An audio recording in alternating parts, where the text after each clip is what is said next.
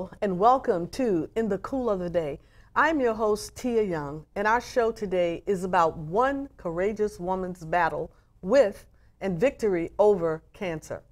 Our special guest is a mother, an entrepreneur, an author, a motivational speaker, the founder of Women with a Purpose, and above all, a cancer survivor. Please welcome Miss Angie White to In the Cool of the Day. Angie, welcome. Welcome. Thank you for having me. It's so good to have you here. Great. Good.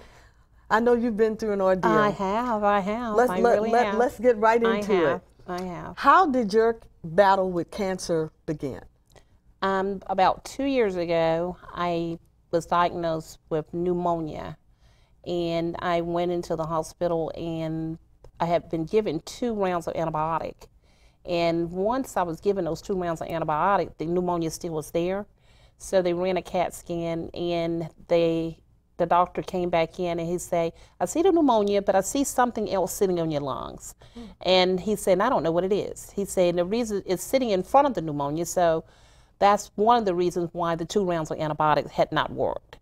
And he said, can we keep you in the hospital overnight so we can have some experts to come in and look at you in the morning?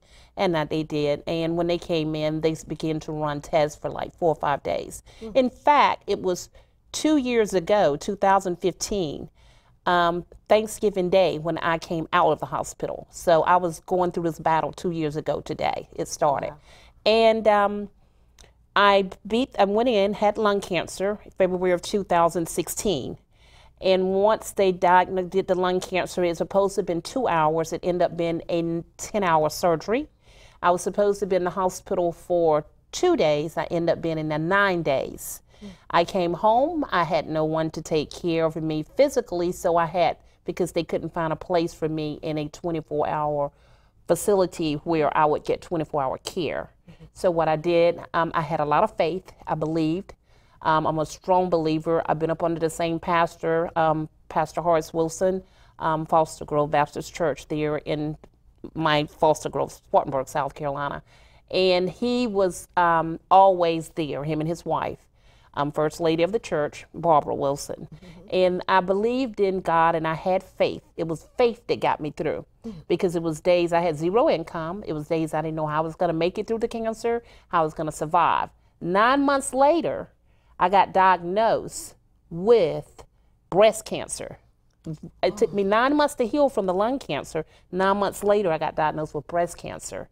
So there I am again. October 31st of 2016, I got diagnosed with breast cancer.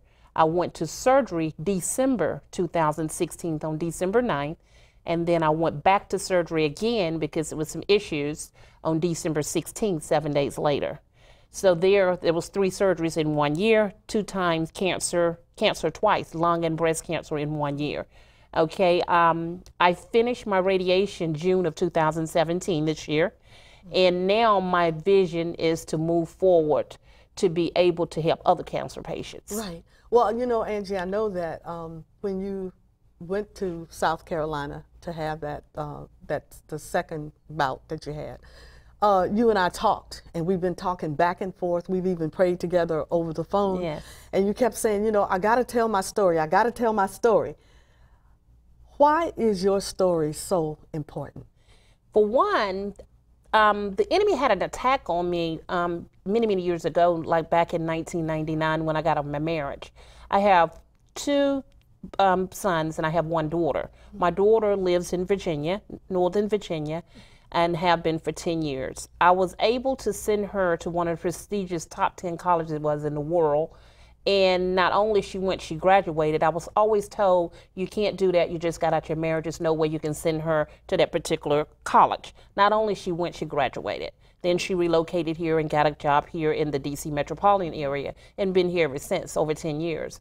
Then I have a son that became an entrepreneur and has been for the last maybe 10 years. And he was finally able to quit his regular full-time job about 3 years ago.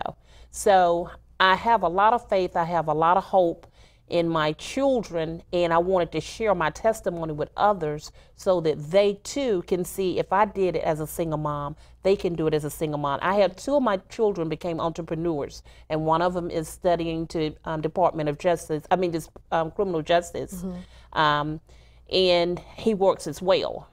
So I have 2 that became entrepreneurs. So as a single mom, from 1999 to now to 2017, between raising those 2 that came entrepreneurs, and then now myself as an entrepreneur, 2-time cancer survivor, I want to share my message around the world to single parents, where they will know that if I did it, they could do it too. Right. So it's been a journey. It hadn't been easy. I was even suicidal July of 2016. Yes. And I had to ask for forgiveness, because I was losing my faith because I couldn't see. I never knew how I was going to make it. Right. I never knew how the power bill was going to be paid. I never knew how the water bill was going to be paid. But by the grace of God, I had a young lady out of Maryland. She's the owner of Triune Solutions, Teresa Gilchrist. And she called me and she said, I need someone to do some business development for me. And since you're in the house going through with your health, if you can do a couple of hours, that'll give you some income to actually pay your utilities.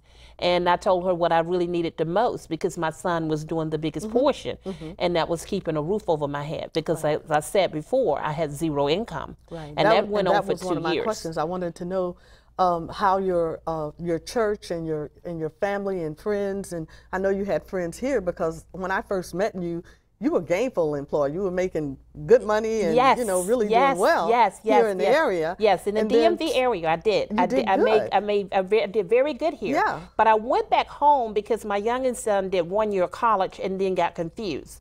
So I did very good, and I had good friends from my business colleagues here were very good to me as I was sick. That's wonderful. Yes, FutureCom, Keith Wood, the owner and president of FutureCom, he reached out to me deeply, all the time on the telephone. What if I needed something, he never said no. And Teresa Gilchrist and Triune Solutions, my church family in South Carolina, they were faithful to me. Foster Grove Baptist Church, my pastor, his wife, First Lady Barbara Wilson, they visits. They came to Greenville when I got diagnosed with the cancer, before the surgery and after the surgery. Then I had another